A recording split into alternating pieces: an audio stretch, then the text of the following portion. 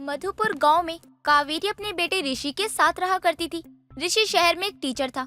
उसने गांव में अपनी माँ के लिए एक रानो नाम की लड़की को साथ रखा था, जो उसकी माँ की देखभाल करती थी। एक दिन वो कावेरी के पास आती है और बोलती है, अम्मा, मैंने खाना पीना झाड़ू पोछा सब कर दिया है, तो अब आप खाना खा लो, फिर मैं घर जाऊं। हाँ हाँ ठीक है, मैं खा लूंगी। आज मुझे उठने का मन नहीं कर रहा है, तू चली जा घर। नहीं माँ जी, आप मेरे सामने खाना खा लीजिए, वरना मेरा मन लगा रहेगा। आपकी तबीयत तो ठीक है ना? आपने अपनी दवाई खाई या नहीं? मैंने सब ले लिया था, मैं बिल्कुल ठीक हूँ। बस आज मुझे मेरे बेटे की बहुत याद आ रही है, इसीलिए कुछ करने का मन नहीं कर रहा है। अम्मा जी, आप इतना क्यों सोच रही हो? जैसे ही भैया जी को टाइम मिलेगा वो आ जाएंगे। उनको छुट्टी नहीं मिल रही होगी, तभी वो नहीं आए। हाँ ये हो सकता है, कोई बात नहीं, तू जाकर खाना खा ले, उसके बाद टाइम से अपने घर चली जाइयो। अम्मा जी, मैं खाना खा लूंगी, लेकिन अकेले नहीं खाऊंगी। आप भी खाओ तब खाऊंगी।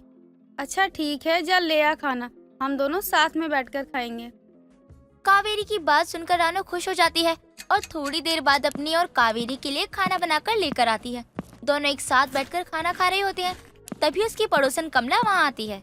अरे राम राम कांता, ये क्या? तू इस रानो के साथ खाना खा रही है? क्यों, क्या हुआ? अरे अगर तुझे भी खाने का मन कर रहा है तो तू भी खा ले। अरे मेरे खाने की बात नहीं है। तू कहाँ और ये रानो कहाँ? तू एक नौकरानी को अपने साथ बिठाकर खाना खिला रही है? कमला, तू नौकरानी किसे कह रही है? रानो को मैं अपनी बेटी मानती हूँ। अरे कुछ भी कह ले कावेरी तू, लेकिन पूरा गांव जानता है कि रानो तेरे घर की नौकरानी है और उसे तेरा बेटा भी अच्छा खासा पैसा देता है घर के कामों के लिए। रानो को ये सुनकर बहुत बुरा लगता है और वो खाने से उठकर वहाँ से चली जाती है। जिसके बाद वो कमला से बोलती है, कमला, तुझे ऐसे नहीं बोलना चाहिए। बेचारी को कितना बुरा लगा होगा, वो मेरी कितनी सेवा करती है। अगर हम एक साथ बैठकर खाना खा भी लेंगे तो इसमें क्या बुराई है? देख, मैं तो तुझे बस इतना ही बोलूंगी कि नौकरानी को नौकरानी की तरह ही रख, ज्यादा सर पर चढ़ा मत। बाकी तेरी मर्जी, मैं तो चलती हूँ। कमला इतना कहकर वहाँ से चली जाती है, लेकिन कावेरी पर उसकी बातों का कोई असर नहीं होता, क्योंकि कावेरी रानो को अपनी बेटी की तरह मानती थी और रानो भी कावेरी की दिल से सेवा करती थी। लेकिन रानो की माँ सरोज थोड़ी लालची थी। क्या हुआ? आज घर कैसे जल्दी आ गई? कुछ कहा क्या उस बुढ़िया ने तुझे? और खाना तो खाकर आई है ना भरपेट? हाँ, खा लिया था अम्मा के साथ। क्यों, क्या हुआ? अरे तू वहाँ खा आती तो एक जने का खाना तो नहीं बनाना पड़ता। और सुन, ज्यादा से ज्यादा उस बुढ़िया पर ध्यान दिया कर और उसे अपनी बातों में फंसाया कर। माँ, इस बारे में मुझे आपसे कोई बात नहीं करनी है। मैं सिर्फ अम्मा के घर का काम करने जाती हूँ। वो प्यार से कहती है खाने को तो मैं खा लेती हूँ। अरे तेरी पढ़ाई लिखाई मैंने इसलिए नहीं छुड़वाई कि तू उस बुढ़िया की सेवा ही करती रह जाए, बल्कि सेवा करके कुछ तो मेवा पा। और कभी मौका मिले तो कह कि मैंने आपके लिए इतना किया है तो आप भी मेरे लिए कुछ कर दो। कोई खेत लिख दो या घर ही मेरे नाम कर दो। माँ, आप जैसा सोच रही है ना वैसा तो बिल्कुल नहीं होने वाला। मुझे उनकी घर की कोई लालच नहीं है। आपको है तो आप जाकर मांग लो।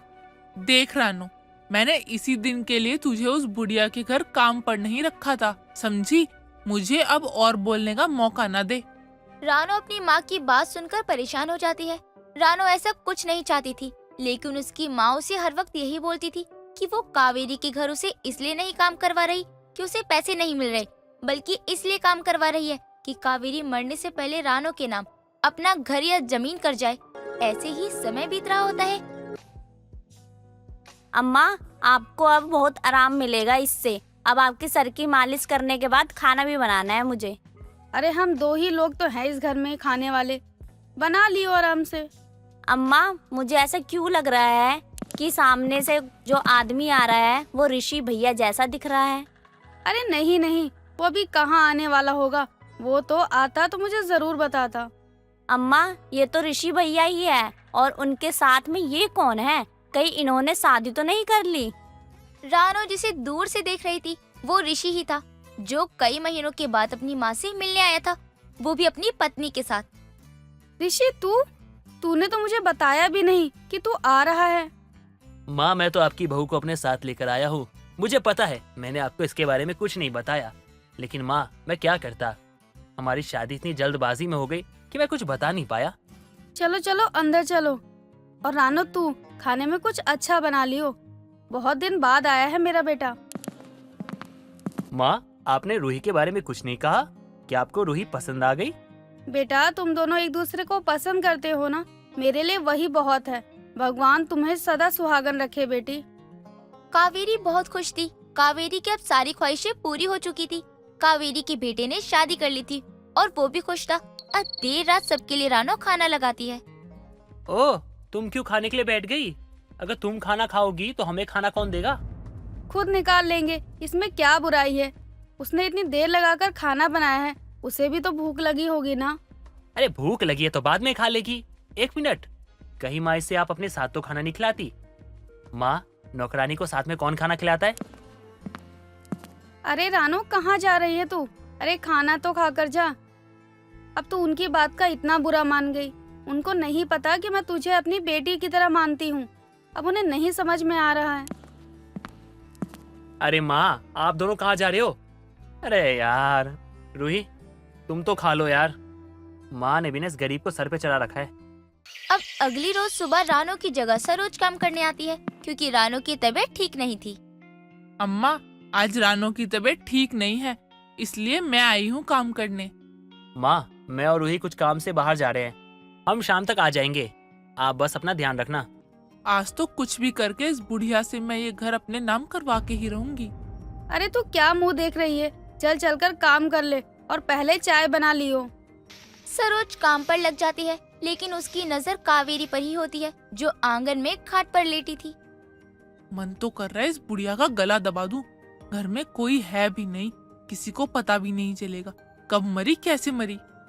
सरोज काम करते करते कावेरी को ही देख रही होती है। अब जैसे ही कावेरी की आंख लगती है, वैसे ही सरोज कावेरी के सर पर उसे मारने की कोशिश कर रही होती है कि तभी रानो वहां आकर सरोज के हाथ से डंडा छीन लेती है। अरे तुम दोनों माँ बेटी मेरे सर के पास क्यों खड़ी हो, वो भी डंडे के साथ? कहीं मुझे मारने का इरादा तो नहीं है तुम दोनों का? अरे नहीं नहीं अम्मा, इस डंडे को तो मैं आपके चारपाई के पास रख रही थी कि कोई जानवर आ जाए तो आप उसे भगा सको, मार सको। तू आज घर आ, तुझे मैं बताती हूँ।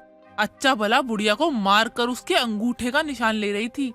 माँ, आज अगर मैं नहीं आती तो आप इतना बड़ा पाप कर बैठती। अब जाओ यहाँ से। हाँ हाँ जा रही हूँ। ना जाने ये बुढ़िया के प्यार में कितनी अंधी हो गई है।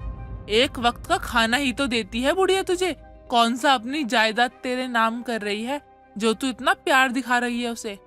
सरोज के जाने के बाद देर शाम कावेरी रानो से कहती है, रानो, मैंने तुझे आज तक अपनी बेटी माना है और तूने भी मुझे अपनी माँ की तरह प्यार किया है और अपनी बेटी होने का तूने सारा फर्ज अच्छे से निभाया है।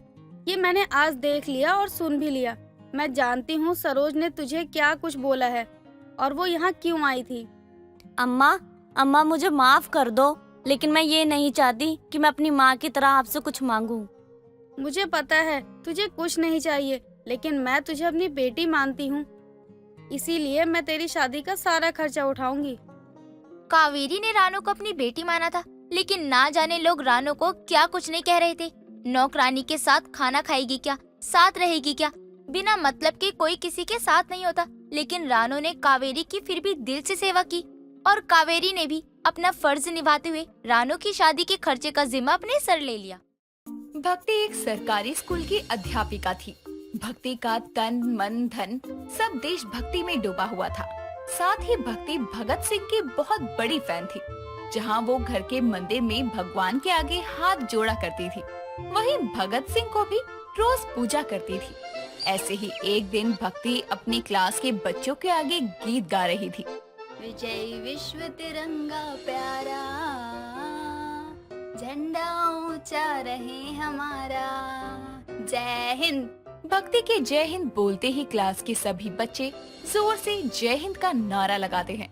तभी भक्ति कहती है, बच्चों हमेशा याद रखना, देश के लिए कभी भी कुछ भी करना पड़े तो कभी पीछे मत हटना, क्योंकि हम मिट्टी से ही बने हैं और एक दिन इसी मिट्टी में ही हो जाएंगे। तो हमारे वीर भगत सिंह की तरह सर उठाकर जीना, गुलामी कभी ना करना। इतना कहकर भक्ति अपने क्लास के बच्चों को पढ़ाना शुरू करती है और स्कूल खत्म होने के बाद वो अपने घर वापस आते हुए रास्ते में बैठे कुछ नौजवानों की टोली को बड़े गौर से देखती है जो मटर गश्ती कर रहे थे। और जैसे ही वो घर आती है तभी अपने कमरे में लगी हुई भगत सिंह की फोटो के आगे खड़े होकर कहती है, क्या होगा आज की युवा पीढ़ी का, जिसे बस नशे, आवारागर्दी और आलस की आदत है। इन सब के अंदर की देशभक्ति की भावना तो जैसे कपड़ों के मैल की तरह धुल ही गई है। किसी को पता ही नहीं है अपने कर्तव्यों के बारे में। बस हर कोई इसका उसका फैन है, कोई भगत सिंह का फैन नहीं है।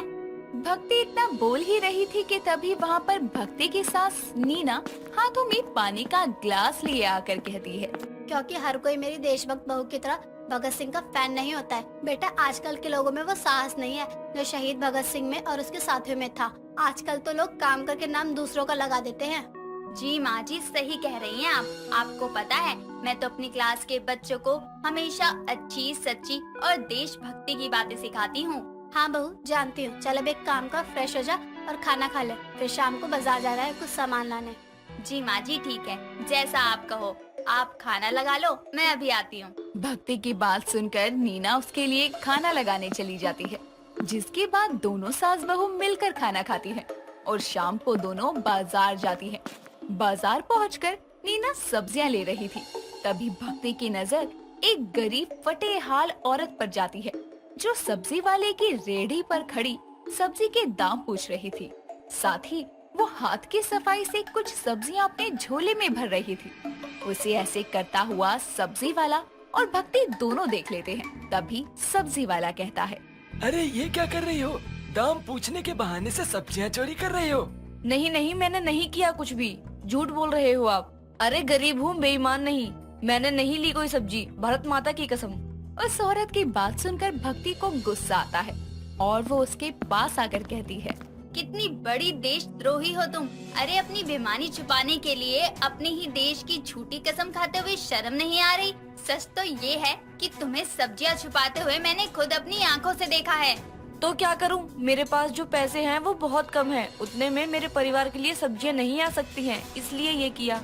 अरे मेरे गुरु शहीद भगत सिंह ने तो सेंट्रल असेंबली में बम विस्फोट करके ब्रिटिश साम्राज्य के विरुद्ध खुले विद्रोह को बुलंदी प्रदान की थी और भागने से भी मना कर दिया था, और तुम सब्जियां चुरा कर भी भारत माता की झूठी कसम खा रही हो।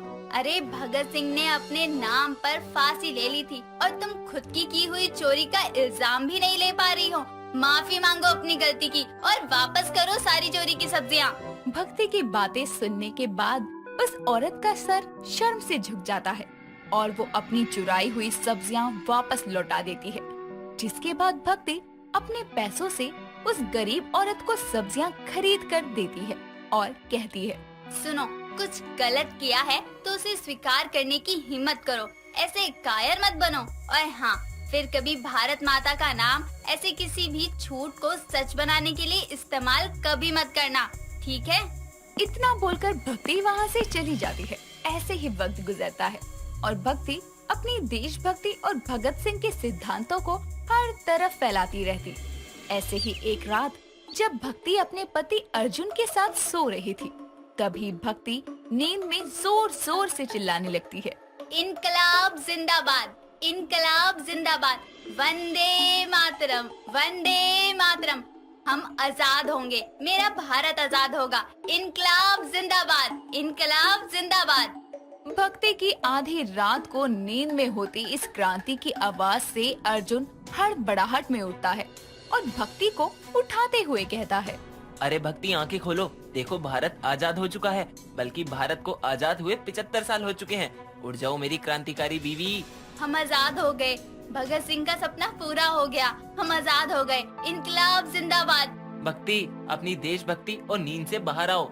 सॉरी सॉरी अर्जुन, वो मैं सोने से पहले भगत सिंह की एक किताब पढ़ रही थी, उसे पढ़ते पढ़ते कब आँख लग गई पता ही नहीं चला, तो दिमाग में बस वही सब घूम रहा था।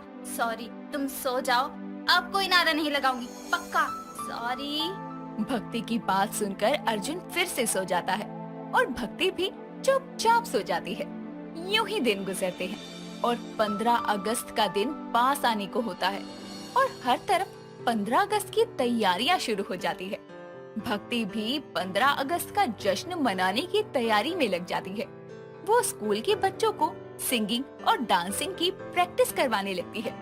ऐसे ही एक दिन जब वो स्कूल से घर आती है तभी नीना कहती है, अरे बेटा, 15 अगस्त की तैयारी कैसे चल रही है? इस बार क्या करने वाले हैं तेरे बच्चे? माँ जी, इस बार बच्चों को सिंगिंग और डांसिंग दोनों ही सिखा रही हूँ। इस बार मेरी क्लास के बच्चे भगत सिंह के गाने पर परफॉर्म करेंगे और आपको पता है मैंने अपनी क्लास के सारे बच्चों के लिए भगत सिंह की फोटो वाली टी शर्ट भी मंगवाई है। जिस तरह से मैं भगत सिंह के रंग में रंगी हूँ, वैसे ही मेरे बच्चे भी इस बार देशभक्ति और भगत सिंह के रंग बिखेरेंगे। और तू क्या करेगी? मैं तो माँ जी, अरे मैं क्यों बताऊँ, आप और अर्जुन जी स्कूल आएंगे, बस तभी देख लेना। चलो अभी बहुत काम है, वो कर लूँ। इतना कहकर भक्ति घर के बाकी कामों में लग जाती है। कुछ दिन गुजरते हैं और आखिरकार 15 अगस्त का दिन आता है। नीना और अर्जुन फंक्शन के लिए भक्ति के स्कूल जाते हैं, जहां भक्ति की क्लास के बच्चे भगत सिंह का गीत गाते हैं और उनके गाने पर डांस करते हैं। और अंत में भक्ति हाथों में झंडा लेकर कहती है, ताक दुश्मन का किला कर जाएंगे मरते मरते, जिंदा दिल सबको बना जाएंगे मरते मरते। हम मरेंगे भी तो दुनिया में जिंदगी के लिए, सबको मर मिटना सिखा जाएंगे मरते मरते। भगत सिंह जुदा हो गया तो क्या हुआ, कौम के दिल को मिला जाएंगे मरते मरते। खंजरे जुल्म गला काट दे परवाह नहीं, तो कैरों का मिटा जाएंगे मरते मरते। क्या जलाएगा तू कमजोर जलाने वाले, आह से तुझको जला जाएंगे मरते मरते। ये ना समझो कि भगत सिंह फांसी पे लटकाया गया, सैकड़ों भगत बना जाएंगे मरते मरते। भक्ति की इस कविता को सुनकर सब लोग खड़े होकर नम आंखों से तालियां बजाते हैं। तभी भक्ति हवा में झूलते झंडे को प्रणाम करती है और कहती है, क्यों, बस स्वतंत्रता दिवस गणतंत्र दिवस पर ही हम सबको देशभक्ति याद आती है। हमारे दिल में हर वक्त देश के लिए इज्जत सम्मान कुछ कर दिखाने का जुनून होना चाहिए। हर उस वीर जवान के लिए प्रेम भाव होना चाहिए जो हमारी ही रक्षा के लिए खुद की जान हथेली पर बॉर्डर पर खड़े होते हैं। करो अपने भारतीय होने पर गर्व, अपने देश पर, अपनी बोली पर, अपने पहनावे पर, क्योंकि सर उठाकर जीना है भगत सिंह की सीख है ये। आओ मेरे साथ जोर से मिलकर बोलो, वंदे मातरम, वंदे मातरम, वंदे मातरम। वंदे मातरम का नारा लगाने के बाद सभी लोग साथ में राष्ट्रीय गान गाते हैं और तिरंगे को फूल अर्पित करते हैं और एक साथ मिलकर इंकलाब जिंदाबाद का नारा लगाते हैं और 15 अगस्त के दिन को भक्ति पूर्वक मनाते हैं। कोमल ने आखिरकार अपने घर वालों को मना ही लिया था अपने बॉयफ्रेंड से शादी करने के लिए। आज उसकी शादी है। सभी रस्मों रिवाजों के बाद कोमल और प्रताप की शादी हो जाती है। वो कोमल को अपने घर ले आता है, जहाँ कोमल की सास साधना अपनी बहू का स्वागत करते हुए बोलती है, आओ बहू, तुम्हारा इस घर को कब से इंतजार था। इस घर की बड़ी बहू आ गई है। अब तो मैं अपनी जिंदगी शांति से गुजारूंगी। हाँ माँ, सही कहा आपने। कोमल आ गई ना, अब सब संभाल लेगी। वो तो मैं संभाल ही लूंगी, लेकिन बड़ी बहू मतलब प्रताप, तुम्हारा कोई और भाई भी है क्या? हाँ कोमल, मेरा छोटा भाई है विशाल। वो कभी उसका जिक्र नहीं हुआ, इसलिए मैंने तुम्हें बताया ही नहीं। और वो मेरी शादी में भी नहीं आ पाया था, क्योंकि वो बेंगलोर में काम करता है, एक बहुत बड़ी कंपनी में। अगले हफ्ते आ जाएगा। अच्छा, चलो अच्छी बात हुई। घर में एक ननद या तेवर तो होना ही चाहिए रौनक लगाने के लिए। अरे बेटा, वो बहुत भोला है। भले ही काम दूसरे शहर में करता हो, लेकिन इतना भोला है कि मुझे हर वक्त उसकी ही फिक्र लगी रहती है। खैर, उसे छोड़, तू अंदर आ जा। साधना अपनी बहू का स्वागत कर उसको घर में ले आती है और उस दिन के बाद से कोमल अपनी सास को आराम देकर घर की सारी जिम्मेदारियां संभाल लेती है। सब कुछ अच्छे से चल रहा था। एक हफ्ता बीत गया था। एक सुबह दरवाजे पर दस्तक होती है, जिसे सुनकर साधना भागे भागे जाती है। मेरा बेटा विशाल आया होगा। बहू, आरती की थाल ले आ जरा। साधना दरवाजा खोलती है और सामने सच में उसका छोटा बेटा विशाल था। साधना उसको गले से लगाती है इतने में कोमल आरती की थाल लेकर आती है और अपने देवर को देखकर मन ही मन कहती है, शक्ल से तो कितने हैंडसम है देवर जी, और माँ जी इनको भोला कहती हैं। झूठ, मैं तो मान ही नहीं सकती। कोमल ये बोलकर अपने देवर की आरती उतारती है। आरती उतारने के बाद विशाल कोमल के पैर छूने लगता है। ये देखकर कोमल बोलती है, अरे अरे देवर जी, ये क्या कर रहे हैं आप? पैर मत छुइए। अरे बहू, बोला था ना, भोला है मेरा बेटा। इसके नजरों में भाभी भी माँ समान है, इसलिए तुझे अपनी भाभी माँ की तरह इज्जत दे रहा है। सही कहा भाभी माँ ने। आप मेरे बड़े भैया की पत्नी हैं, जिन्होंने मुझे पिता की तरह पाला, तो आप भी मेरी माँ समान हुई। अच्छा, आप लोग अंदर चलिए, मैं आप सभी के लिए बहुत सारे तोहफे लाया हूँ। विशाल अंदर आता है और कुछ ही देर में उसका भाई प्रताप भी उससे मिलता है, जिसके बाद विशाल सबको बहुत महंगे महंगे तोहफे देता है। ये देखकर कोमल बोलती है, अरे देवर जी, इतना खर्चा क्यों किया? अपनी सारी तनख्वाह तो आपने तोहफे लाने में ही लुटा दी। अरे नहीं नहीं भाभी, ये तो बोनस से लाया हूँ। मेरी सैलरी तो अभी पूरी की पूरी पड़ी है अकाउंट में। हाँ कोमल, मेरा भाई इतना कमाता है कि पूरे परिवार को आराम से बैठा कर खिला सके। छोटा भाई इतना कमाता है और बड़े को देखो। मुझे पहले पता होता कि प्रताप का भाई इतना ज्यादा हैंडसम है और काबिल है तो मैं इससे शादी क्यों ही कर दी। खैर कोई नहीं, बीवी ना सही, भाभी तो हूँ ही इसकी। इसके भोलेपन का फायदा उठाना मुझे अच्छे से आता है। विशाल के आने के बाद से घर में रौनक थी। आए दिन विशाल सबके लिए कुछ ना कुछ बाहर से मंगवाता रहता था, लेकिन अब कोमल की पैसों की भूख बढ़ती गई थी, जिसके चलते वो अपने देवर से पैसे निकालने के लिए एक ड्रामा करती है। शाम के वक्त जब विशाल कोमल के कमरे के पास से गुजर रहा था, तो वो अपने कमरे में जोर जोर से बातें करने लगती है। माँ, मैं क्या कर सकती हूँ? आप तो जानती हैं इनका काम, पैसे कम ही हैं इनके पास।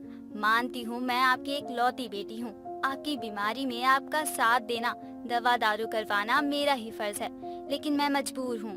कोमल ये बोलकर फोन काट देती है, जिसके बाद वो जैसे ही पीछे मुड़ती है तो वहाँ विशाल खड़ा था, जो अपनी भाभी से कहता है, भाभी आप कुछ मत बोलना, मैंने सब सुन लिया है, और आप बस इतना बताइए कितने पैसे चाहिए आपको अपनी माँ के इलाज के लिए। लेकिन देवर जी, मैं आपसे कैसे पैसे ले सकती हूँ? नहीं नहीं, मैं कुछ और इंतजाम कर लूंगी। नहीं भाभी, मैं आपका देवर हूँ, मेरे पैसों पर भी तो आपका ही अधिकार है। आप बस बताइए कितने पैसे चाहिए, और आप चिंता मत करना, मैं किसी को नहीं बताऊंगा। विशाल बिना ये जाने कि ये बात सच भी है या नहीं, वो पैसे कोमल को दे देता है, और कोमल अपनी माँ के बहाने से पैसे लेकर उनसे अपने लिए महंगी महंगी चीजें लेती है। लेकिन उस दिन के बाद से कोमल ने अपने चंट दिमाग का इस्तेमाल करके अपने भोले देवर को फंसाना शुरू कर दिया था। ऐसे ही एक शाम साधना अपनी बहू कोमल को कुछ तस्वीरें दिखाकर बोलती है, बहू जरा देख तो ये लड़कियाँ कैसी हैं। विशाल के लिए रिश्ते आए हैं इन सभी के, पढ़ी लिखी लड़कियाँ हैं। माँ जी अच्छी हैं, बाकी आप देवर जी से पूछ लेना।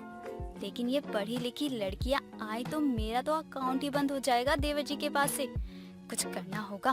कोमल शाम के समय विशाल के साथ मार्केट कुछ सब्जियां लेने जाती है, जहां मार्केट में एक औरत अपनी सास को बेइज्जत कर रही थी। इस सिचुएशन का फायदा उठाकर कोमल अपने देवर से कहती है, देख रहे हो देवर जी, आजकल की पढ़ी लिखी लड़कियां सास को सास नहीं नौकरानी समझती हैं। ऐसी लड़कियां घर बनाती नहीं, बिगाड़ती हैं।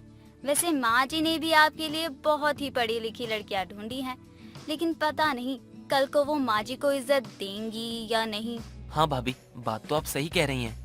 विशाल के दिमाग में अपनी चंट भाभी की बातें बैठ जाती है और वो घर आता है, और जब साधना उसे लड़कियों की फोटोज दिखाती है तो विशाल रिश्ते के लिए मना करते हुए बोलता है, माँ मुझे शादी नहीं करनी इनमें से किसी भी लड़की से, और मैं चाहता हूँ कि मेरी शादी हो तो भाभी की पसंद से हो। आखिर वो आपकी इतनी सेवा करती हैं, तो उनके जैसी बहू आएगी तो वो भी आपकी सेवा करेगी ना। बात तो तूने सही कही है बेटा। तो बहू, अब तेरे ऊपर है अपने भोले से देवर की बहू ढूंढने की जिम्मेदारी। जी माँ जी, चिंता मत कीजिए, मैं अपने देवर जी के लिए बहुत ही अच्छी लड़की ढूंढूंगी। कोमल पर अब विशाल के लिए लड़की ढूंढने की जिम्मेदारी थी, जिसके लिए वो अपने ही रिश्तेदार में कोई शरीफ सी लड़की ढूंढने लगती है, जो कि उसके मुताबिक चले। और अपने रिश्तेदारों में से ही एक लड़की माया का रिश्ता कोमल अपने देवर के लिए लेकर आती है और अपनी सास से बोलती है, माँ जी ये देखिए तस्वीर, ये माया है, मेरी रिश्तेदारी में है। लड़की अच्छी है, आप कहे तो रिश्ते की बात आगे बढ़ाऊं। बहू तुझे जो ठीक लगता है वो देख ले, बुला ले घर लड़की वालों को। कोमल माया के घर वालों को अपने ससुराल आने की बोल देती है, जहाँ विशाल को माया पसंद आती है और वो लोग रिश्ता पक्का करने के लिए तैयार थे। लेकिन उसी बीच जब माया वॉशरूम के बहाने छत पर जाती है तो वहाँ एक लड़के से फोन पर कहती है, अरे तुम चिंता मत करो, रिश्ता पक्का हुआ है, शादी थोड़ी हुई है। मैं तुमसे प्यार करती हूँ और शादी भी तुमसे ही करूँगी। माया ये बोलकर जैसे ही पीछे मुड़ती है, वहाँ कोमल खड़ी थी जो कि माया को कहती है, मैंने तुम्हारा रिश्ता अपने ससुराल में इसलिए नहीं किया कि तुम यहाँ से ये कारनामे करके भाग जाओ, समझी?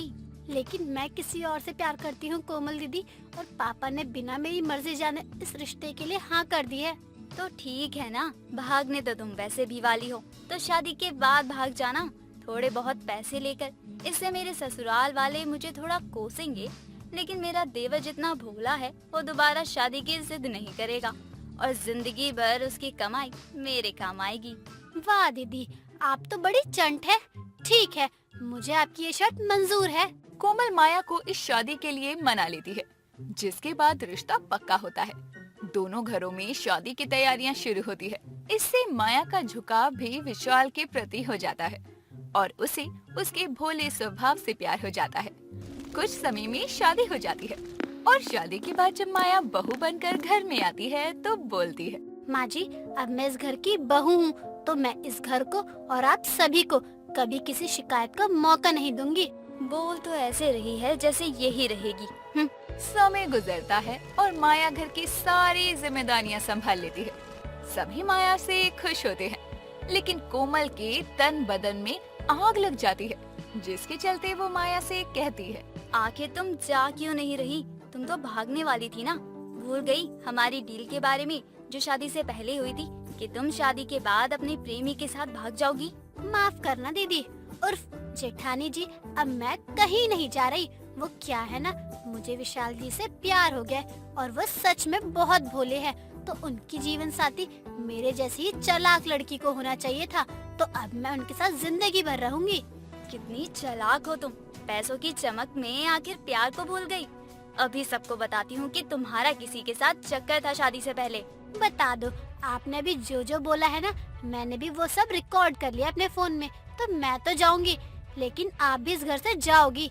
इसलिए भलाई इसी में है कि मुझे और मेरे पति को अकेला छोड़ दो और अपनी चंटगिरी दिखाने की कोशिश तो करना भी मत, वरना मैं भी नहीं छोड़ूंगी। माया के बदले स्वभाव ने कोमल को हैरान कर दिया था, जिसके चलते अब वो ना तो खुद से कोमल के बारे में किसी को कुछ बता सकती और ना ही अपने भोले देवर का फायदा उठा पाती, जिसके कारण अब विशाल कुछ समय बाद माया संग बैंगलोर चला जाता है और कोमल के हाथ अपने चंट दिमाग के चलते खाली रह जाते हैं। दोस्तों, अगर आपको ये कहानी पसंद आई तो इसे लाइक करें, शेयर करें और कमेंट करके बताएं कि कहानी में आपको सबसे अच्छा क्या लगा।